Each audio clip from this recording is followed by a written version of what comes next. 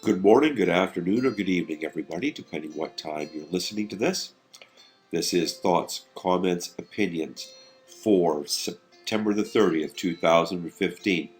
Today's guest is the author Danielle Serpico. Danielle is the author of the book The Blackbelt Mastermind. As you'll hear, it's not instruction in how to break boards or limbs. It's about how to motivate yourself and achieve your goals. We hope you enjoy it. Stay tuned until the end because we have a few announcements for you. But in the meanwhile, sit back, relax, fire up a pontini, and listen to the words as they fly through the air. We'll be right back.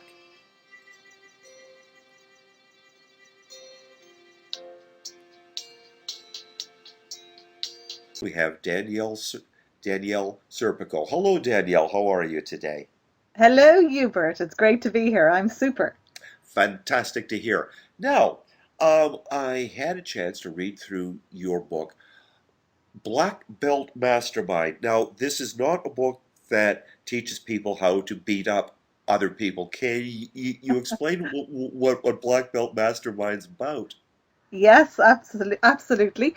Okay, so well, the Black Belt Mastermind, exactly as you said, it's not about necessarily teaching people how to beat somebody up or to fight. It's how to become the black belt of your mind.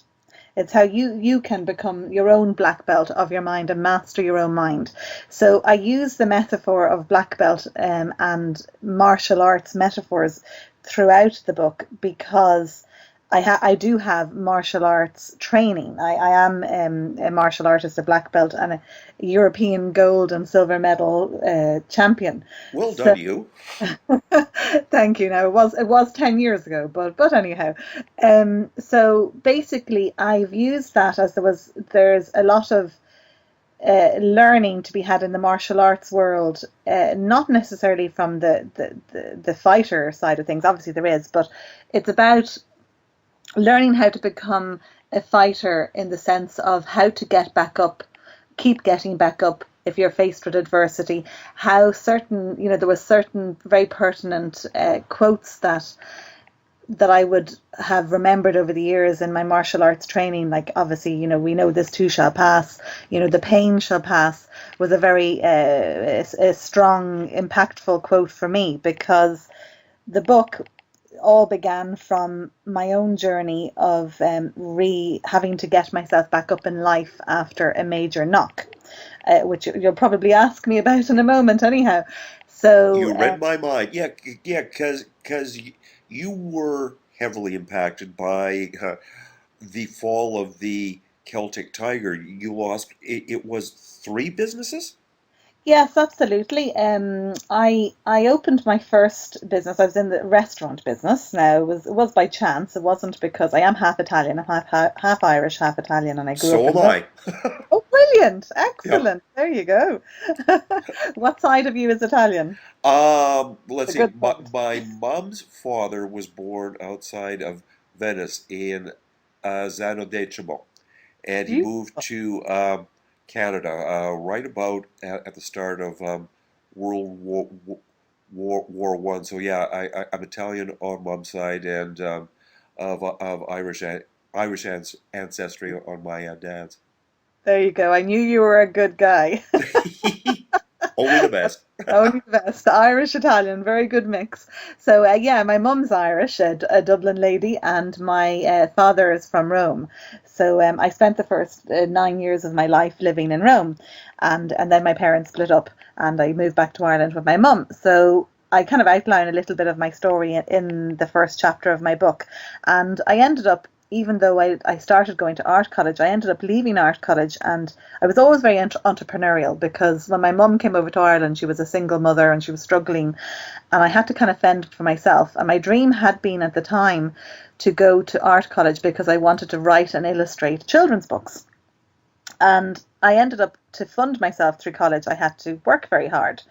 as my mum couldn't afford it, understandably. So I used to do a lot of entrepreneurial things. I was a good artist, so I used to paint windows all the time and make an awful lot of money doing that, Oh, and murals and that type of stuff. But I ended up, just by chance, I was working in a pizza place, a little pizza place, a little takeaway place, and the guy was going to close it down, and it just kind of just landed in my lap. I wanted to raise some money for the summer, and I said, "Well, look, stay open, and I'll run it." And I did so, and he at the end of it said, "Look, would you be interested in taking over, and I'll be a silent partner and you take over." So I was 20 years of age. I ended up opening this pizza restaurant. He said, "Look, let's expand and open a sit down restaurant."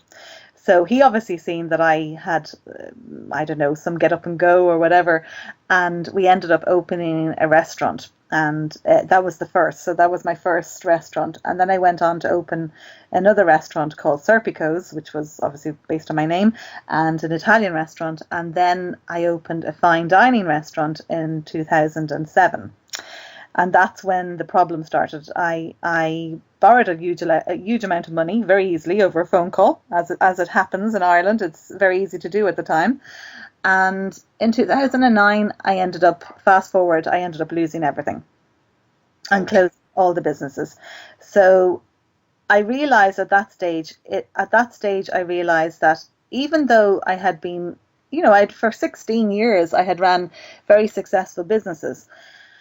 I realized to an extent that I had been wearing a mask, that I wasn't really doing what I really wanted to do. And when my business is closed down because of my childhood, and we won't go in too much into that, but I wanted to be a businesswoman. I wanted to have a facade of showing that I was successful and everything was going well. And when that collapsed, I felt lost. And totally, I hit rock bottom. I was very, very depressed, and I felt, okay, I'm now 30. What age was I? I was 36 years of age. I felt I'd just gone through a divorce. A lot of things happened all at the same time, and I'd been threatened by all sorts of characters, well-known criminals, working as local debt collectors, and I had a lot of stuff happened in the space of about 2 years. So I hit rock bottom. I lost everything. The people came to take everything away. They pulled up, took my Jeep away, took everything. I lost absolutely everything, and I felt like as if I had been. I felt like a failure. And a gentleman in my town, I won't mention any names, but he ended up committing suicide, and because of something similar to myself, he closed his businesses down. And I realized it gave me a very big wake up call. I'd been sitting in my bed feeling depressed, feeling sorry for myself. I went down to my local store, went down to the shop, and people were saying to me all the time stuff like, "Oh, you still live here," as if, Why yeah, haven't you yeah, as you if I moved? Yeah. Exactly, as if I should run away and hide my head in shame. Now, remember, up at that point, I'd employed about 50 members of staff. Between my businesses, I had, contributed greatly to the town, and a couple of towns, because I was in two towns in County Wicklow, and I, had contributed for 16 years, very, very, in a very big way to the community. And all of a sudden, because I'd closed down, I felt, and maybe it was more me, but I did have some people that were saying things like, "Oh," as if I should run away and hide. So when this happened, when this guy, I heard about this gentleman, I knew him. He used to come into my place, committed suicide, and I knew it was over something similar because his business had closed down. I felt it's such a shame that we believe that our all that we are is based on our business, and that our identity is based on that and who we are. And if we're not successful in business, does that make us bad people? Does that make us, and if we fail, and did I really fail? Had I really failed at all? I mean, I had been in business for 16 years and ran 3 restaurants. Does that mean I was a failure? Well, and to take it further, isn't it even more that it's not so much the business as what the outside world's perception of us is? Oh, like we go by their identifiers. Ah, that Danielle is the owner of a successful restaurant, or then it becomes Danielle is the former owner of a failed restaurant. It's seeing ourselves through others' eyes as opposed to our own. You know. Absolutely. Well, I mean, to put it into perspective, 2 days before I closed down, one of my restaurants now, it was packed. Okay, absolutely chock-a-block. And a friend of mine overheard a couple talking about me and saying how I was a millionaire and Surprise! saying how I had made all my money from my parents. Oh, right, right, right. So this was quite funny as well because neither of those were true.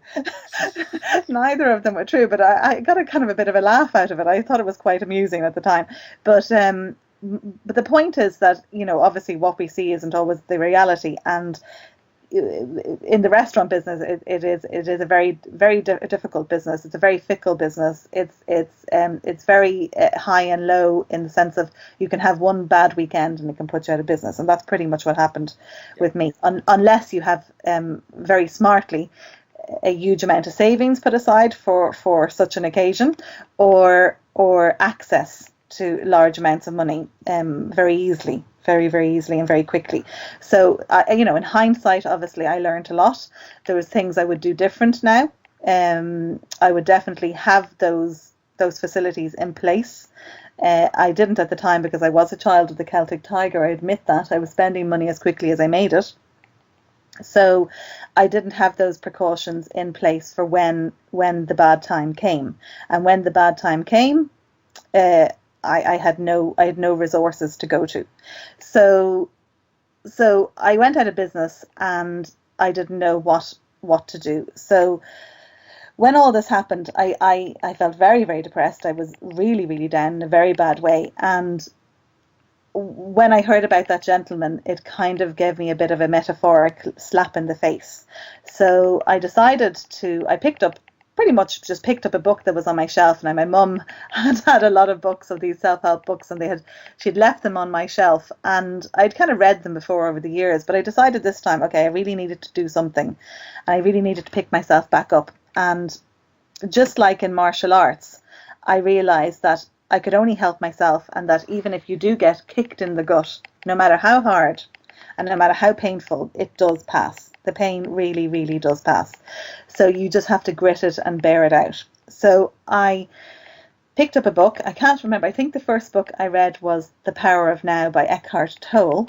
Mm-hmm. And it helped me but I read it this time.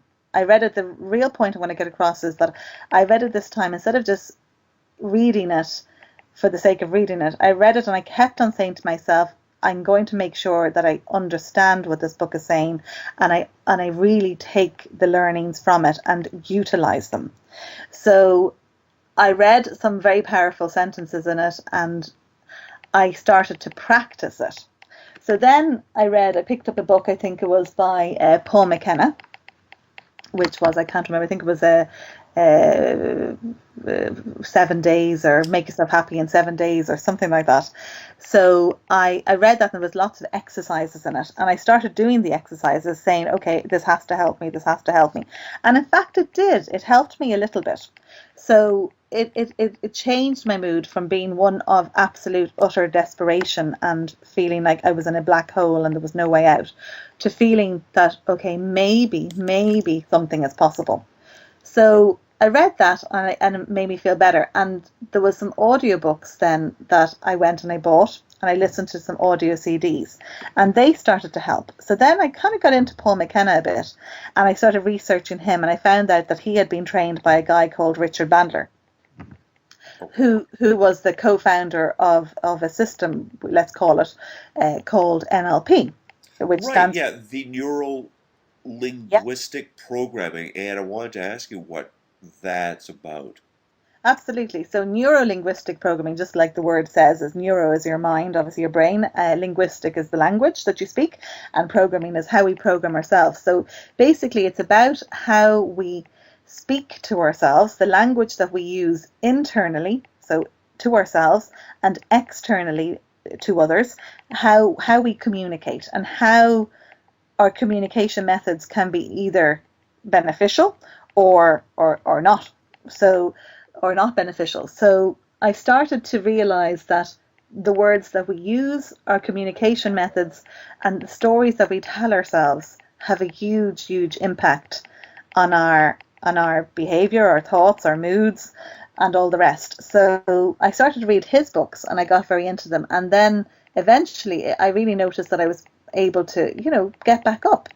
So I started to function normally. Now, this all happened over a fairly quick relative space of time, over the space of about a month. And I got up, I got a job.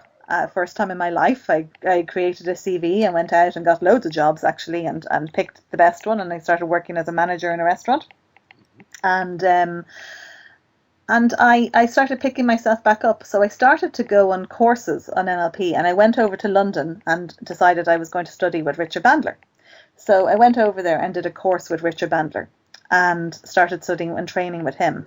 And after my first course, it was transformational. I came home and I realized everything had changed. My mind had suddenly, I felt like for 16 years, and this isn't kind of hocus pocus stuff. This isn't, all wishy-washy stuff. This is quite practical, I believe, because I'm quite a practical person. A process. I realized that we really, in a logical way, have control over how we think, how we behave, how we react. Because another book that I read that had a huge impact on me was, you've probably heard of this, I'm sure, is Man's Search for Meaning by Viktor Frankl. Mm-hmm. Yep. Okay. And that book had a huge impact on me as well, because I read that when I was very down. And this gentleman, Viktor Frankl, he went through horrific atrocities. He survived through the Holocaust and was a prisoner in a war camp, and his whole family were killed, and he obviously went through unimaginable experience. And throughout it all, he managed to keep himself sane and hold it together, and in fact not just for himself but also for many prisoners in the camp, and actually for some of the soldiers as well. Believe it or not, he actually held it all together with the principle that no matter what they took from him, they couldn't obviously take control of his mind. They couldn't take that away from him, because one of the most pertinent quotes in his book, and a saying that I repeat to myself nearly every day, is what he actually puts it like this. He says, between every stimulus and every response, there's a space. Between a stimulus and a response is a space. Okay, or you might say in more layman's term, between every thought and every action, there is a space. So what is in that space? And in that space is choice. We always have choice, no matter what. We always have choice in how we react. Between every stimulus and every response, we have a choice. So if I thought to myself, if this guy, Viktor Frankl, can get through what he went through, I have nothing to worry about. I mean, my problems are really first world problems. I'm no matter how bad it's going to get for me, I'm going to be okay. So I realized that I had no excuse to sit around and moping and feeling sorry for myself. So that's what I did. I got back up, and I started to work. I started to function, started to live a life. But not only that, I started to realize that with this awareness of a conscious awareness of how I could choose to process my thinking and choose my reaction, I had so much more influence and control over where my life went. And not only that, I started noticing how it affected people around me. So first, it started to impact greatly on my family. For example, my mother, who had been smoking for all her life, she's 65 now, so she gave up smoking. Now, I did that very indirectly on purpose, but to have an effect on her. And subtle things like this. Now she'd had a cancer scare, and that didn't stop her. But my mood change and my positivity and my language around her had an influence on her. And that for me, that was a very emotional realization, and a powerful realization, to realize, hang on a second, we have so much power here over how we can change our destiny, our own destiny, and people that we love around us. So that's what kind of happened, and I started noticing how it affected my partner and my stepchildren and all of these little things. So I started obviously working with my friends, and basically I started pursuing it and following it and studying it, and it ended up becoming my business. So I wrote a book about it based on the principles of going back to the book, Yes. the long-winded version. I My book is based on let's say the grades in Kempo, which is the martial arts system that I studied, but it's just to give it some kind of a Structure. a structure, exactly. And it's based on the whole process is based on the way that I would help somebody go through a process of change, from leading them from a state of blackness, let's say, to a very inspired, motivational, much happier state.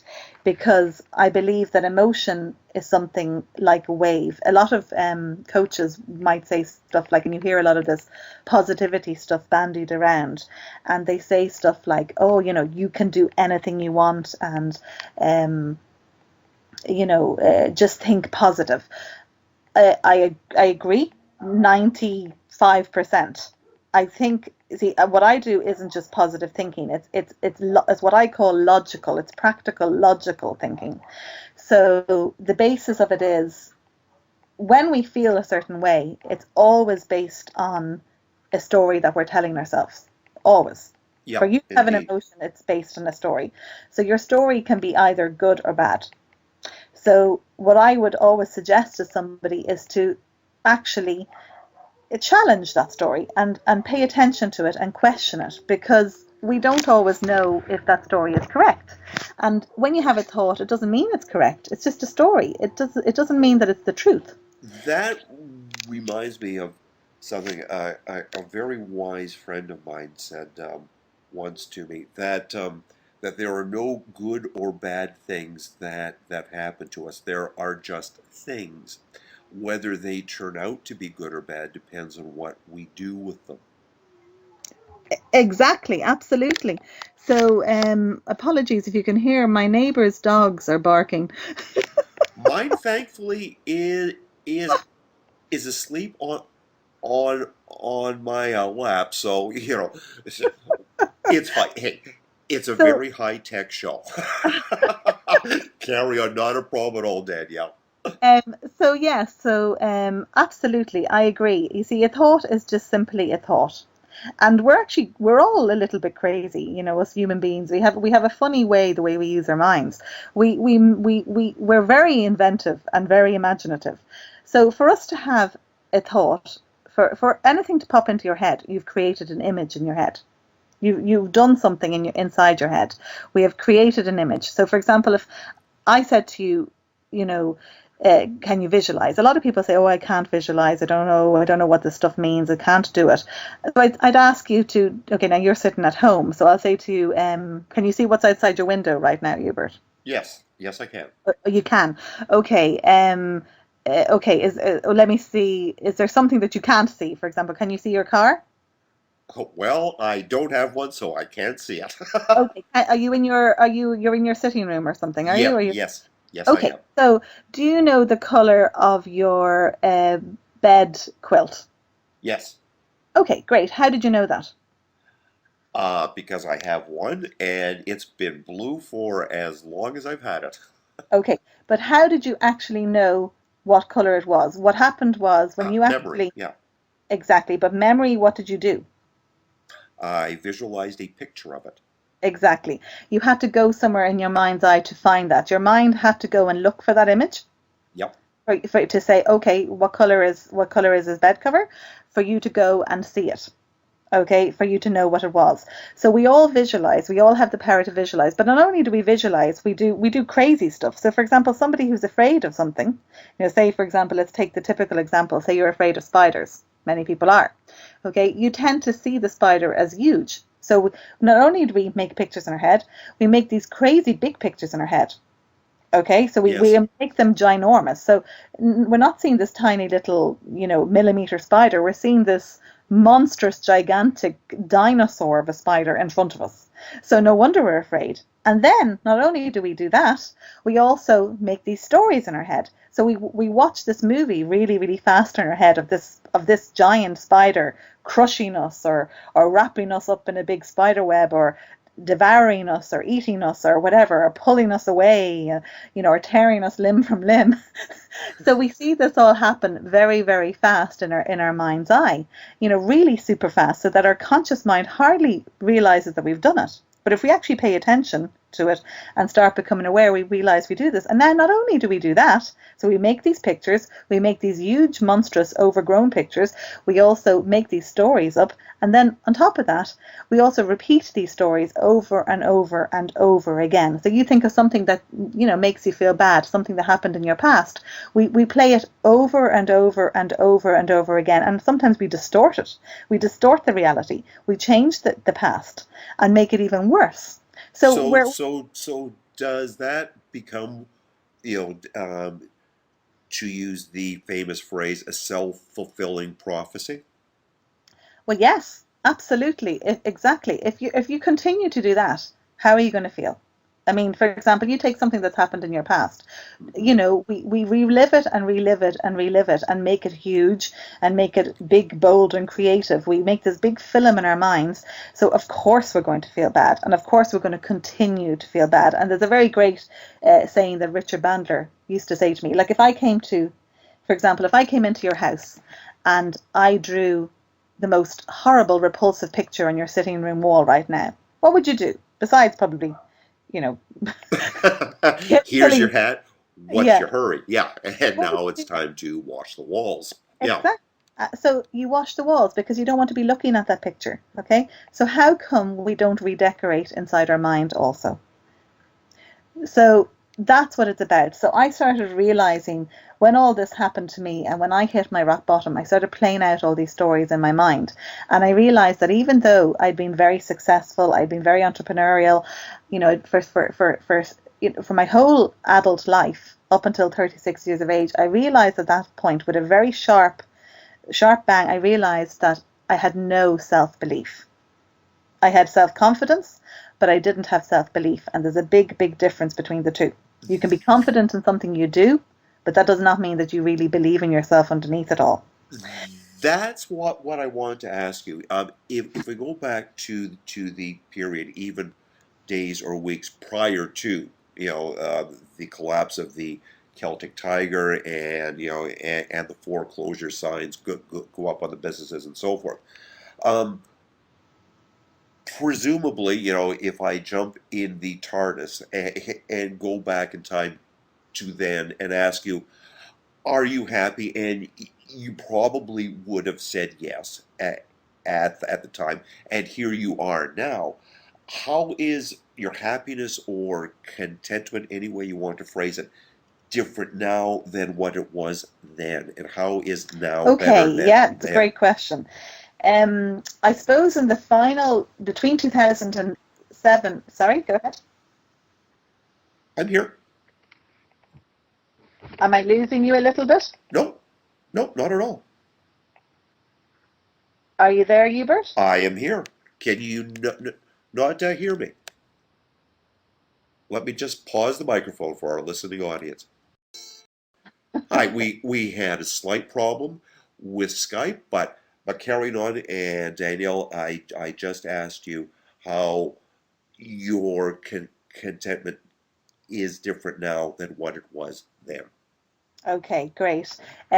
Yes.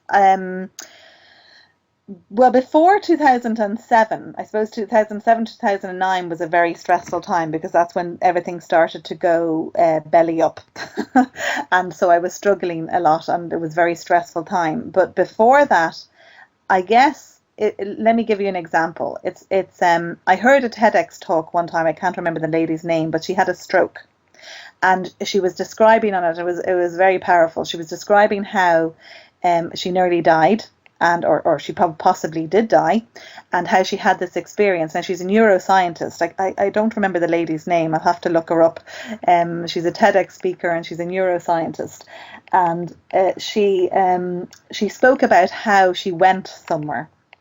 And all the way, the only way she could describe it was that she could see her. It was as if she was in this big warehouse and walking through the dark, and she didn't know where she was, and she didn't know what was around her, and somebody handed her a torch, and someone gave her a torch. She put it on, and she could see what was in front of her.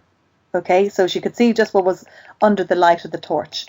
And then all of a sudden somebody put the floodlights on, and she could see everything around her. And then when she came back to this world, or back into, into existence, into our normal world as such, when she was brought back, because I think she nearly died, she said it was like she went back to using the torch. Okay, Yeah. so she had a moment, a glimpse of the full big picture. I suppose for me that was, I found that quite moving, and it related a little bit somewhat into what I'm about to say, because I feel that our consciousness and our awareness constantly is expanding, and it was as if I had been living for 16 years with blinkers, with a certain understanding, a certain awareness, a certain viewpoint of the world, a certain, we call it, let's say, a paradigm, my interpretation, my map, my of how the world is, and all of a sudden the blinkers were taken off. So if that happened to you, and all of a sudden your blinkers had taken off, would you want to go back? No way, you wouldn't, because now you can see so much more. So even though I was living up to 2007, a good life, a relatively good life, could I say I was really happy compared to what I know now? No, absolutely not. I would never go back. Absolutely never go back, because I mean, enlightened is a too strong a word, because I'm sure in another 5 years, another 10 years, I'm going to look back on now and say how much more I've learned. We are works in progress. Absolutely, absolutely. And there's a great quote in in my book as well that I use, and it's at the start of my book and at the end of my book, which is actually kind of the basis of my beliefs. Is a black belt is simply a white belt who never gave up. So I like that. it's a great quote, because that's all we are. We're constantly learning, we're constantly expanding our awareness and our knowledge. And I think it's only now that I realize that life is a journey. It's not about a destination. It's not about material things. Of course, they're great to have. I'm not suggesting in any way that I want to live, barefoot and, but I think that there's much more important things in life. And when I could see things from a different perspective, even actually working, for example, for a boss rather than me always having been the boss for my whole life, I could see things from a different perspective. I was giving a speech yesterday, actually at an event, and I used a little example. Now it's hard, obviously, over just audio, but if you imagine pointing your fingers, one to your right and one to your left, and you turn them both in the same direction, you're turning them in a circle in the same direction. Yep. Now they're both going in the same direction, right? Mm-hmm. But if you look to your right and you look to your left, you'll notice that one is going clockwise and one is going anti-clockwise. Yeah. Okay, now how is that, even though they're going in the same direction? Because there's always a different perspective. There's always a different perspective. And what's great is if you've got somebody past your fingers, to your right and your left of you, looking at those fingers turning, they're both going to see a different perspective again. Okay, than you. You might see it going clockwise, they're going to see it going anti-clockwise, or vice versa. So there's always a new perspective. There's always a new way of looking at it. And I remember after I kind of started becoming aware of all this, it's like an awareness that it's like, as I said, the blinkers had been taken off. It's like my horizon had expanded hugely, and I could feel more. I could have more empathy. I could have more understanding. And I know, I don't like to say you have to go through hardship to understand these things, but it really does heighten your level of awareness. And I am happy and grateful now. Like, for example, I had a lot of resentment for a long time over my father, and was one of the reasons why I wanted to be a successful businesswoman, because I wanted to prove that I wasn't going to be like my father. I wasn't going to be like my mother. I was going to be independent. I was going to be strong. I was the businesswoman. I could go around in my big Jeep and with my 3 restaurants and show the world that I had done it. Okay. Yeah. But it was all a front, because underneath it, I was a little girl screaming for love, Right. believing that I was worthless, believing that I was ugly, believing that I was useless, believing that I was stupid, believing that I was unlovable. And that is true, so true. I believed that I was unlovable. And it took me a long time, for example, to let go of anger that I had towards my father because of our childhood and how we split up. Because when my mum left my dad at the age of when I was 9, we came back to Ireland. I didn't see my father until I was 18, and I went over to Italy and I asked him why didn't he keep in contact? Why had he never written to me? Why had he never sent a postcard? Why had he never sent a Christmas card, a present, anything? And he told me that it was easier for him to think of me dead than to face seeing me every now and then. Oh, jeez. Yeah. So Yeah. that was hard. It was really, really hard at the time for me to, and I was angry because I felt, okay, no parent should be like that. It's so selfish. It's so, you're supposed to give your all to your children. You're supposed to want to die for your children. And it took me 36 years to let go of that anger and to realize that that did not make me unlovable. Yeah. Okay. And it was only when I started, studying about all this mind stuff, positive development, NLP stuff, that I realized I was playing a certain tape in my head. And I did certain exercises. I have that exercise in my book. It's called the blame game. Yes. Okay. And I realized that if it hadn't been, we have to look at what's good. And if, exactly like Viktor Frankl said in Man's Search for Meaning, I did the same thing. I realized that if it had not been for my father, if it had not been for what I'd gone through, if it had not been for feeling like that, I would never be now doing what I'm doing, because I wouldn't be able to understand people. I wouldn't True. feel the same empathy. Yeah. I wouldn't be able to relate to it. So, and I realized that I wouldn't be the person I am today because I grew up strong. That's what gave me the courage to keep fighting back. That's what gave me the strength to keep getting back up, because I said I had to be self-sufficient. I had to depend on only myself. So I became a fighter. I became strong. And I also became kinder because of it. So I'm grateful now. Now I have a good relationship with my father. We've made friends. We get on, and I accept him. I accept him, and I believe that that doesn't explain who I am. Just because he was not capable of being the parent that I wanted him to be, does not make him a bad person. He was going through his own stuff, and it definitely does not make me a bad person. Yeah. Yeah. So, so yes. So, so that's what the book is kind of based on. I'm not. So yes. Your original question was am I happier? I am hugely happy now. Now, it doesn't make me crazy. It doesn't make me. I'm not a robot. I'm not saying that I don't feel bad sometimes or feel negative emotions sometimes, because I believe all emotions are there for a reason. I Oh, believe. indeed. As another friend of mine says, and believe me, I've had my ups and downs. And as she's said to me, at times where I have felt pain, I either physical or emotional, and she's said, don't hide from it. Go, like, don't wallow in it, but go ahead, explore it. You've earned it.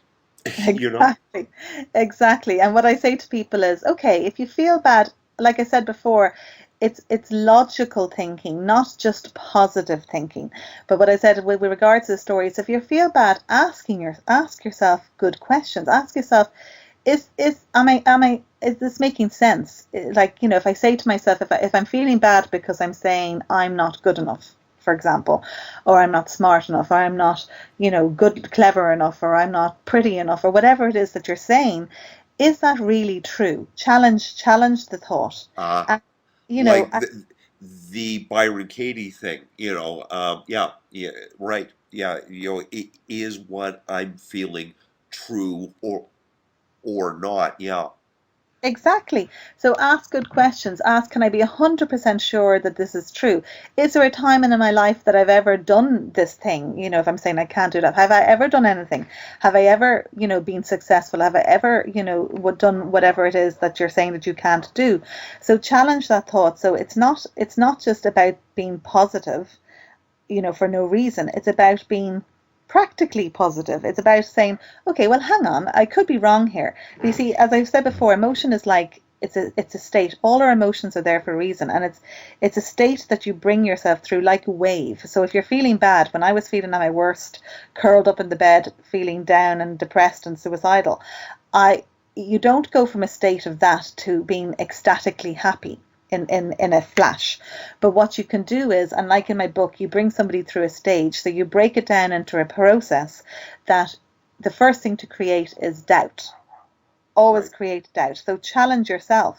So if you have a negative thought, if you're telling yourself a story in your head, create doubt. Ask yourself, is this 100% true? Can I be 100% sure? Is there another way of looking at this? Have I ever done something like this before? Have I ever been wrong before? So create doubt, because when you create doubt, then you're creating hope. Then when you're creating hope, you're looking in a new direction. So it's all about what you focus on. So now you're starting to look in a new direction. And what can you do? What could you do? You're asking better questions. You're saying, well, how could I do this? Is there a way around this? Is this possible? And now you're asking good questions. So when you're creating that, then you're creating momentum and drive and motivation, and then you're getting inspired, and then you're getting excited, and then you're getting happier. So it's like a wave, and you bring yourself through this process. So yes, that's what I would say. Always challenge your limiting beliefs and your negative thinking and ask yourself, is this really, really true? And what I say is, I don't believe in necessarily positive thinking in the sense of, I don't necessarily 100% believe that you can do anything that you want to do. Anything. Okay? But I believe that you can do so much more than you're capable of, and so much more than you believe that you're capable of right now. Because, for example, say, somebody says, I don't believe in wishy-washy stuff like saying, okay, positive thinking, just think positive, and there's no grounding to it. You can do anything you want. Well, okay, if unfortunately you have no legs, you may never be able to run, but you might be able to run on prosthetics, for example. So there's always a way around it. But so, you may not be able to fly, grow wings and fly, but you might learn how to become a pilot and fly a plane. Sure. Okay, so I say you're capable of so much more than you actually think you're capable. So just look and focus in the right direction, and you'll find the right answers. Fantastic. Now, um, the book, Black Belt Mastermind, I'm assuming available on Amazon and in an independent bookstore. Please support those near you. How else do people find you?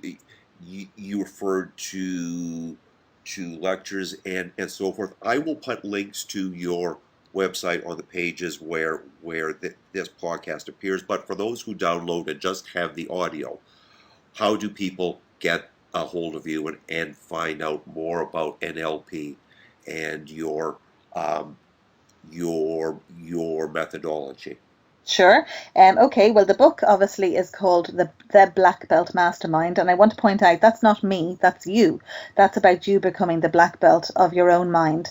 So it's the Black Belt Mastermind. That's the book, and the website is also my website is theblackbeltmastermind.com.